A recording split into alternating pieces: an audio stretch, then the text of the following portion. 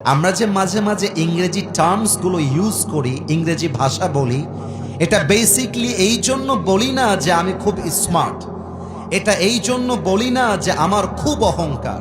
আমি আসিফ হুজুর একজন টিনের ঘরে, মাটির ঘরে জন্ম নেওয়া ছেলে।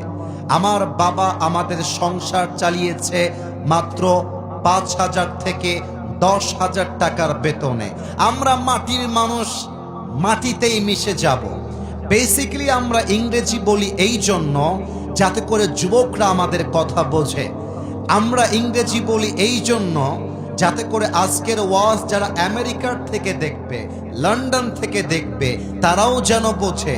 আমরা ইংরেজি বলি এই জন্য যারা বলে মাদ্রাসায় পড়লে মূর্খ হয়, যারা বলে মাদ্রাসায় পড়লে শিক্ষা পায় না, তাদের চোখে আঙ্গুল দেখায় বলতে চাই মাদ্রাসার ছাত্রের মতো স্মার্ট আর কেউ হতে পারে না, ঠিক কিনা বলে? আমরা ইংরেজি ভাষায় কথা বলি অহংকার কিংবা নিজের ব্যক্তিত্বকে প্রকাশ করবার জন্য নয়।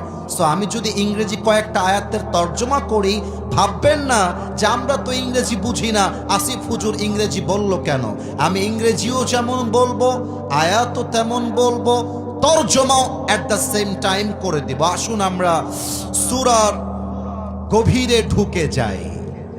এই সূরার একটা স্পেশাল মেসেজ আছে আল্লাহ তাআলা আমাদেরকে দিয়েছেন, যেটা এই সূরার মূল আলোচ্য বিষয়। এই সূরার মূল আলোচ্য বিষয় হচ্ছে হতাশ হয়ে যেও না, নিরাশ হয়ে যেও না।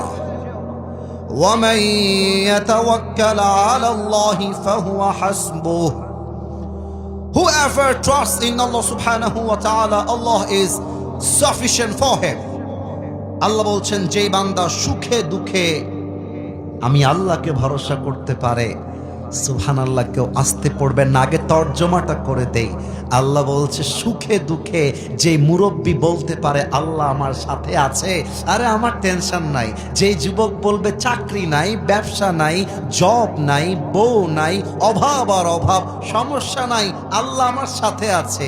যেই মা বলবে স্বামী আমার খারাপ, সন্তান আমার খারাপ, কেউ আমাকে ভালোবাসে না, কেউ আমার মূল্য দেয় নাই, কিন্তু কি হয়েছে, আল্লাহ তো আমার সাথে আছে, আল্লাহ তো আমারে ভালোবাসে, আমার ভরসা আল্লাহর উপরে আছে।